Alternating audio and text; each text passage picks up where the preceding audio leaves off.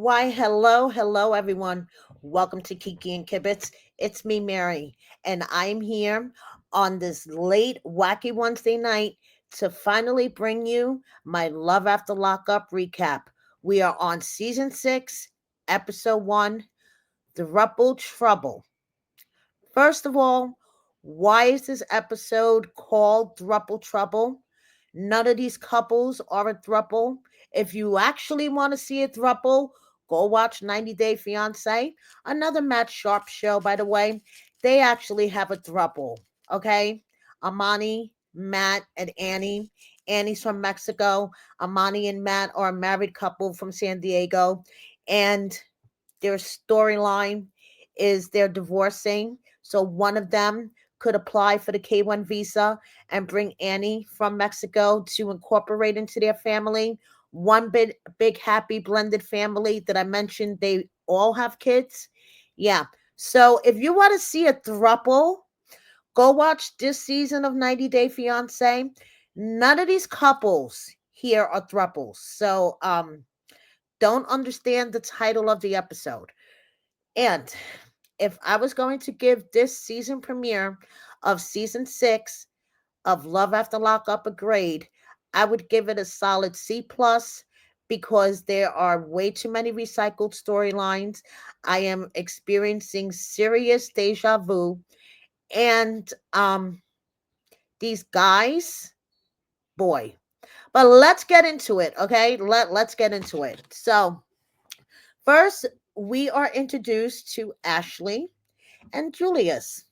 But it's not just actually Ashley and Julius, but we're gonna get into all this in a second. Okay, so Ashley used to be a dancer, making $700 a night. I just want to say for the record, she looks nothing like her pictures. Okay, it's the scene starts off. She's doing her makeup. Julius calls and she's like, "Oh my goodness, I'm so happy. He's coming out tomorrow." How does she meet Julius? You want to know? Well, about a year ago, she got a phone call from jail and she answered it because she thought maybe one of her friends got arrested.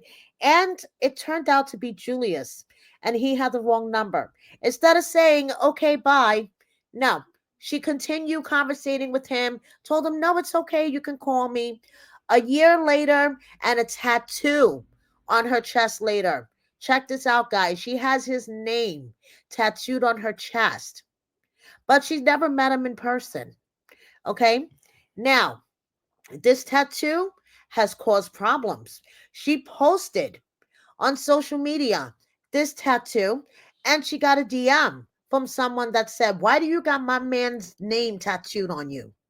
So it turns out that Julius is quite a player, okay? He's another one that he has a roster of women. Does this sound familiar? Okay. And he just has a roster of women that's just basically supporting him in prison. So Ashley is really excited that he's coming home.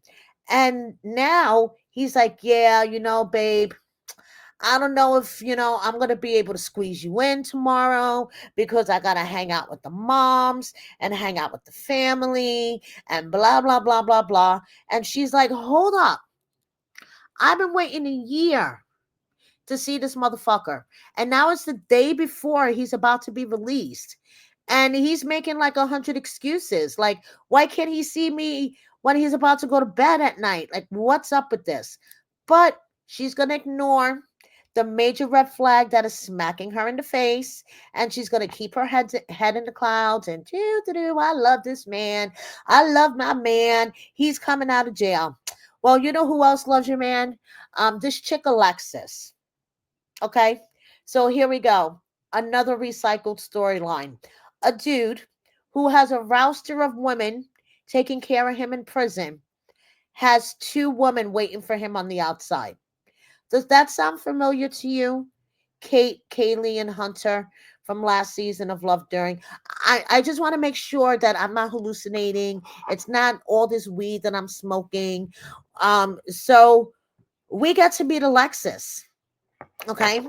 And Alexis is a caretaker. Okay. And she's been taking care of people all her life. So she's not familiar in being in a relationship. Okay. And her last relationship that she had right before Julius, and we're going to get into how she met him. Okay. Um, she was with this dude. The dude sold her a dream.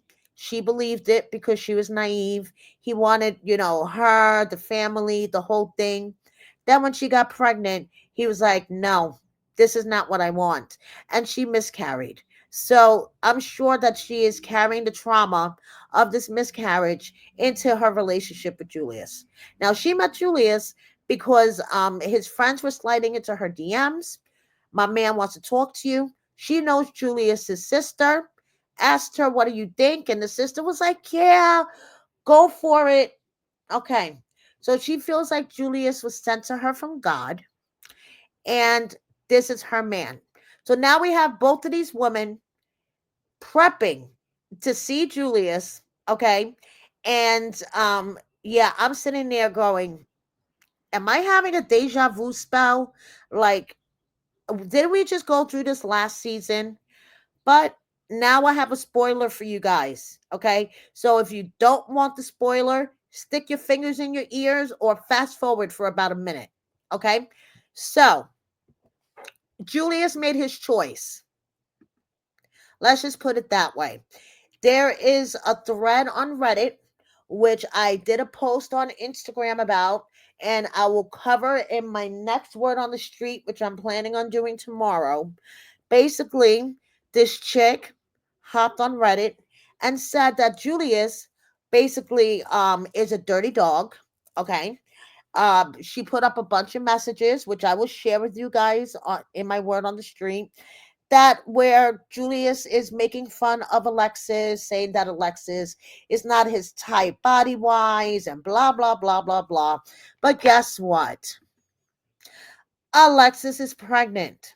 And I believe she might have already had the baby. She at least had her baby shower already. Her baby shower was on the 22nd. So, yeah, she probably didn't have the baby. But Alexis is pregnant. Yeah. This is a hot mess fucking express on screen and off. The messages that I have on my Instagram, which I'll show in my word on the street, actually, one of the girls approached Ashley about the situation. Hot mess express. Hot fucking mess. So, moving on to another hot mess express. Savannah and Bradley. Hey, welcome back. They're from last season of Love During Lockup. When we last saw Savannah, she was driving up to the prison to pick up her man. Okay. She's one of those that's late to everything, kind of like my mother-in-law. Her grandmother says she will be late to her own funeral, kind of like my mother-in-law. She is on time to pick up Bradley. She's not fucking playing. Okay. So she's out there, and I want to know, why the fuck was she picking up a field mouse? She picked up this little tiny mouse. She's like, oh my God, are you lost? Let me find your family. And then she puts, the little mouse back. Listen, I do not fuck with rodents. I'm from New York. I do not fuck with rodents.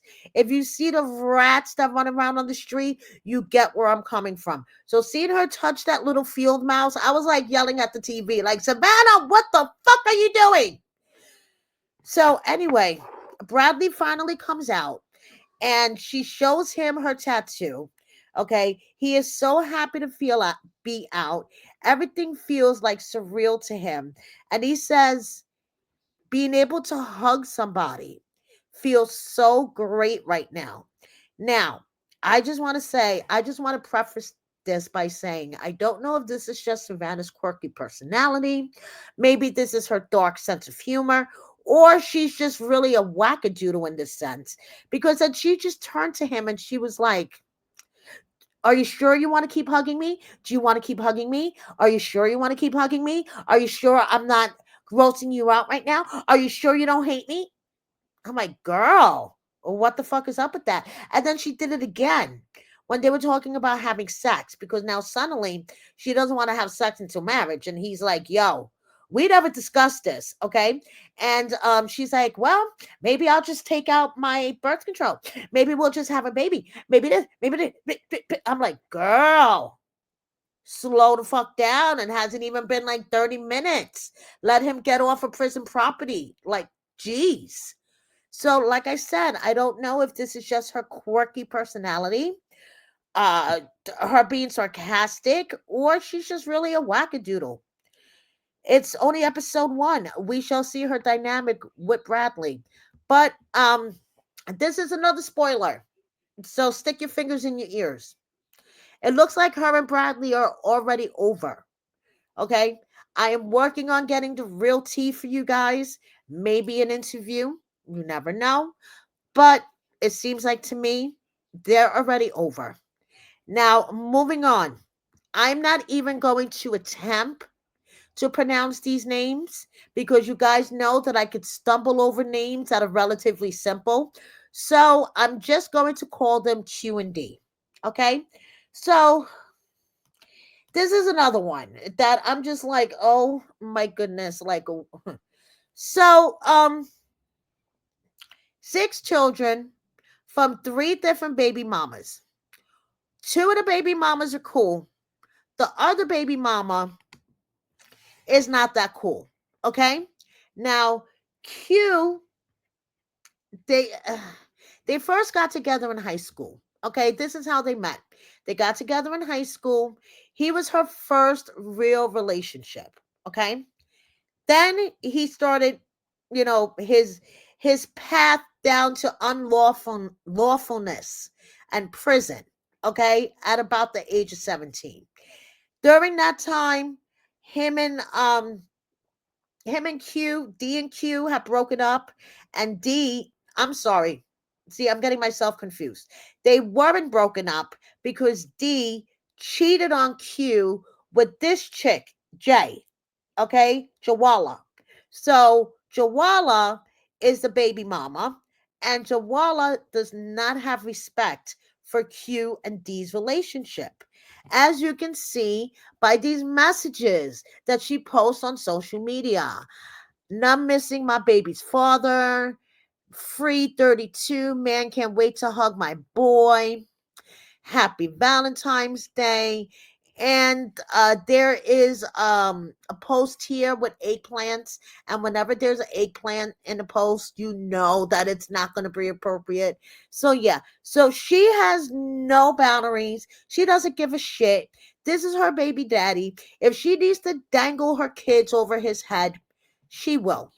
So now Q is driving out 5 hours to Fort Worth to pick up D from prison. And she's taking her stepfather, G. Paul, with her. I love G. Paul. Okay. G. Paul is no nonsense, straight up. Okay. He's like, I will treat him the way that he deserves to be treated.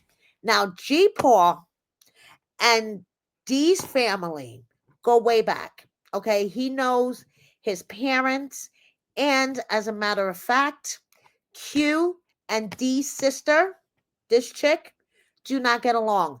This is all like recycling to me. Okay. Savannah and Bradley's sister don't get along. Like, what is up with like sisters not getting along with the chicks? So she is totally on baby mama's side. Um, they haven't spoken in 2 years because Q got really mad that she gave baby mama a ride and she felt like that she was taking sides. And the sister is like, listen, you immature bitch. That is my brother's baby mama, one of them, because he does have 6 children with 3 baby mamas. Oi. So the sister lets the baby mama know that Q is on her way to go pick up D. And the baby mama's like, I don't have time for that bitch. Okay. I mean, I already know how that shit's going to play out. He's going to wind up my bed anyway. So I ain't got time for that shit. All I have to say is this shit is a hot fucking mess. So now Q and G Paul are standing outside the prison, 7 a.m. Okay. She got up bright and early, got ready because G. Paul was like, your ass better be ready on time. So she got up bright and early. She's standing outside of the prison, 7 a.m., with her little welcome home sign. Welcome home. Twerk, twerk, twerk. Welcome home. G. Paul, don't lurk. Twerk, twerk, twerk. And the time goes by, and there's no D. What's going on? Then the episode ends with Q getting a phone call. This is Officer so and so. So, what the fuck is happening? We shall see. So, moving on. Welcome back, Joey and Michael. Joey and Michael from 2 seasons ago of Love During Lockup. Now, Michael is out. Michael is getting out the next day. Joey is excited but nervous. Okay, so the episode starts off with Joey driving to Michael's mom's house to get his phone. And Michael's mom is so sick of him going in and out of jail and this whole game that they've been playing for so many years. She is like, he's paroling to my house, but there is going to be super duper tough love going on here. I am too old. I have a knee injury. I cannot deal with this shit. And I'm like, yes, mom, I agree with you. So one of her ways of showing Michael super duper tough love was factory resetting his phone, getting rid of all of his contacts. And you know something, mom? That is the best fucking idea. Like Joey said himself, as a former addict, you cannot be around the people that you used to do drugs with.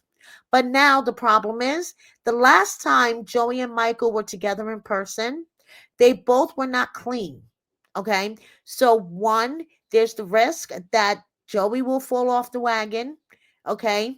And that Michael will fall off the wagon because they may trigger each other. And two, Joey brings this up, that there may be a change in their sexual attraction and their sexual chemistry, because the only time they've ever been together is when they were both fucked up. And you know something? That's a really good point. So Joey's trying to navigate all this. Michael is anxious and nervous about getting out the next day. And Joey's father, a former alcoholic himself, just sees disaster. He's just hoping that, Michael doesn't drag Joey down with his own demons. Okay. And even Michael's mother said that she told Michael that if you're just going to use Joey to further your addiction, just let him go. Okay, he's such a nice guy. He's been clean for over a year. He was clean for 10 years before he started using with Joey. In my opinion, this is going to be a hot mess express. And cherry on top, Michael does not want to have a monogamous relationship. Are we going to start preaching ethical, non-monogamous relationships like we do on 90 Day Fiance, The Last Resort? Do you see where I'm coming from, you guys? It's like I watched 90 Day, I watched Love After Lockup, and now it seems like the two shows are melding together. So Michael doesn't want a monogamous relationship, and this is going to be a hot mess express. So now, finally, speaking of hot mess expresses, and please bear with me, you guys, as I tell you about Brooke and JK. Okay. Oh boy. So, Brooke and JK, she was a party animal when she was younger, and she wound up getting pregnant young. And she has two boys from two different fathers, and each baby daddy promised her the world and then left her. Now, she and JK had their fling when they were younger. Does this sound familiar? Q and D, okay. And he started getting into trouble, wound up in jail, okay. And excuse me. So about 3 years ago, his cousin reached out to her. She gave her phone number, and next thing you know, her and JK are in a full blown relationship. He's going to come home. He's going to be father figure to the boys because the boys are really affected by not having a father figure. And he's going to step right on in and take care of that. First of all, I want to know, what the fuck do women see in this dude? He immediately reminded me of Chance.